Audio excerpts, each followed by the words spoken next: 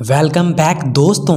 भोजपुरी गाना हम भोजपुरी वासियों के लिए मनोरंजन का एक विशेष ऊर्जा बन गया है। अगर हम इसे नहीं सुने तो शायद हमारा मन विचलित रहे। और इन गानों को गाने वाले हमारे भोजपुरी के सुपरस्टार सिंगर इसे अच्छे ढंग से गाते भी हैं और इसी वजह से इन सिंगरों के 75% गाने हिट भी कर जाते हैं। लेकिन दोस्तों, क्या आपको पता है भोजपुरी के सुपरस्टार सिंगर का पहला कौन सा गाना हिट किया था? नहीं पता है ना? इस वीडियो में हम आपको सिर्फ उन गानों के बारे में बताएंगे ही नहीं बल्कि दिखाएंगे और सुनाएंगे भी, तो वीडियो के अंत तक बने रहें। अरविंद अकेला कल्लू भोजपुरी एल्बम इंडस्ट्री में सबसे कम उम्र में आके गाना गाने वाले अरविंद अकेला कल्लू का पहला गाना बोलता मुर्गवा कुकुरु कुकुर गाना हिट किया था, जिसे अरविंद अकेला कल्लू ने अपने 10 साल के उम्र में गाया था।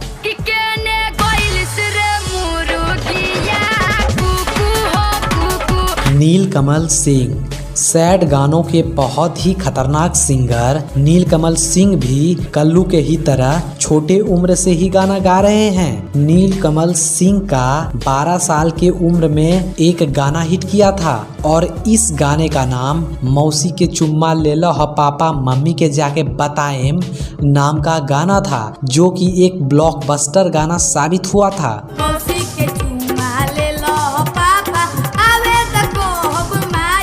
टुनटुन यादव अहिरान स्टार के नाम से प्रख्यात टुनटुन यादव ने अनेकों गाने गाए, लेकिन टुनटुन यादव का पहला हिट करने वाला गाना आर्मी लवर था, जिसे टुनटुन यादव ने अपने आर्मी लवर दोस्तों के लिए बनाया था।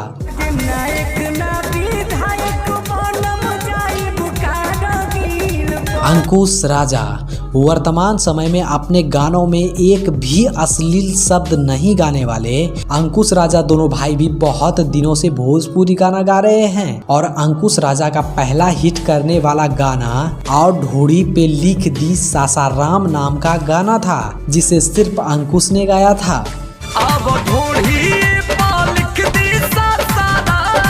चंदन चंचल भोजपुरी में ढोरी पर सबसे ज्यादा गाना गाने वाले चंदन चंचल को ढोरी स्टार कहा जाता है, क्योंकि वर्तमान समय में चंदन चंचल का लगभग गाने ढोरी पर ही आया है।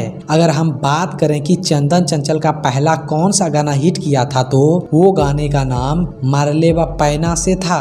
देवरा के देनी ना चुम्मा तो मरले व पैना से। गुंजन सिंह मगही एवं भोजपुरी भाषा के बहुत ही सुरीले सिंगर गुंजन सिंह का पहला हिट करने वाला गाना चुम्मा मांगे मस्टरवा था, जिसे गुंजन ने अपने से बैठ करके म्यूजिक डायरेक्टर से म्यूजिक बनवाया था। चुम्मा मांगे मस्टरवा मैट्रिक पास कह दे। दिनेश लाल यादव लगभग भोजपुरी के सभी लोगों को पता ही होगा कि दिनेश लाल एक्टर होने से पहले एक बहुत बड़े सिंगर थे और निरहुआ अपनी गायकी की वजह से ही भोजपुरी फिल्मों में भी आए थे। अगर हम बात करें कि निरहुआ का पहला कौन सा गाना हिट किया था जिसके वजह से निरहुआ इतने बड़े स्टार बन गए, तो वो गाना निरहुआ सटल रहे था। अरे दुलही रहे बेमान निरहुआ सटल रहे। प्रमोद प्रेमी यादव अपने देसी अंदाज में गाना गाने वाले प्रमोद प्रेमी यादव का पहला हिट करने वाला गाना सैया के जुल्फी गाना था और इसी गाने की वजह से प्रमोद प्रेमी को लोग पहचानने लगे थे।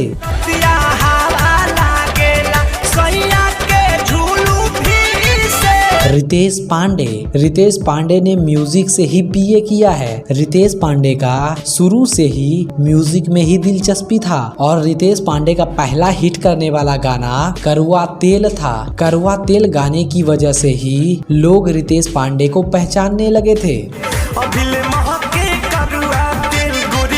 खेसारी लाल यादव दबंग स्टार खेसारी लाल का पहला एल्बम फ्लॉप कर गया था और फिर खेसारी लाल ने कुछ दिनों के बाद एक एल्बम गाया, जो कि एक सुपरहिट एल्बम साबित हुआ और इस एल्बम का नाम माल भेटाई मेला में था। चला चला सजरवा रे माल मेला में भेटाई। पवन सिंह पावर स्टार पवन सिंह का पहला हिट करने वाला गाना ओढ़निया वाली से था, जिसे पवन सिंह ने अपने 11 साल के उम्र में गाया था। संग ही चाट छोला खाली ओढ़निया वाली। दोस्तों आप इनमें से किसके फैन हो हमें कमेंट में जरूर बताएं। आखिर हम भी देखना चाहते हैं कि सबसे ज्यादा किसके फैन कमेंट कर पाते हैं। और हाँ, लाइक करके चैनल को सब्सक्राइब जरूर कर दें। अगर दोस्तों को भी वीडियो शेयर करने का मन है तो कर दो। चला